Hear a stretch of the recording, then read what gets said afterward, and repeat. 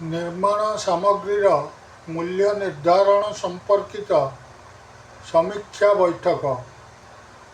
ରାଜ୍ୟରେ ଉଚ୍ଚମାନର କୋଠାବାଡ଼ି, ରାସ୍ତା ଓ ସେତୁ ନିର୍ମାଣ ସହ ଭିତ୍ତିଭୂମି ନିର୍ମାଣକୁ ରାଜ୍ୟ ସରକାର ଗୁରୁତ୍ୱ ଦେଇ ଆସୁଛନ୍ତି। ନିର୍ମାଣ କ୍ଷେତ୍ରରେ ଗୁଣଯୁକ୍ତ ସାମଗ୍ରୀର ବ୍ୟବହାର ଭିତ୍ତିଭୂମିର ସ୍ଥାୟିତ୍ୱକୁ ବୃଦ୍ଧି କରିଥାଏ।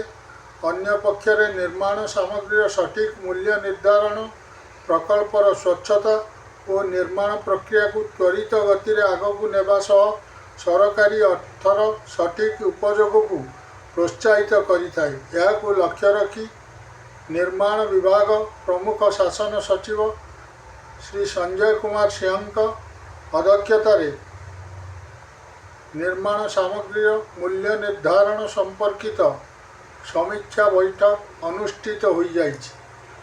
ଲୋକସେବା ଭବନସ୍ଥିତ ବିଭାଗୀୟ ସମ୍ମିଳନୀ କକ୍ଷରେ ବୈଠକରେ କେନ୍ଦ୍ର ସରକାରଙ୍କ ନିର୍ମାଣ ବିଭାଗ, କେନ୍ଦ୍ର ସଡ଼କ ପରିବହନ ଓ ରାଜମାର୍ଗ ମନ୍ତ୍ରଣାଳୟ, ରାଜ୍ୟ ଶ୍ରମ ଆୟୋଗ, ଓଡ଼ିଶା ବନ ଉନ୍ନୟନ କର୍ପୋରେସନ, IOCL, HPCL, BPCL ଆଦି ପକ୍ଷରୁ ଜାରି ବିଜ୍ଞପ୍ତି ଓ ମୂଲ୍ୟକୁ ତର୍ଜମା କରି ରାଜ୍ୟରେ ଯେଭଳି ସଠିକ୍ ଓ ସର୍ବଶ୍ରେଷ୍ଠ ନିର୍ମାଣ ସାମଗ୍ରୀର ମୂଲ୍ୟ ନିର୍ଦ୍ଧାରଣ କରାଯିବ, ସେଥିନେଇ ଆଲୋଚନା ହୋଇଥିଲା।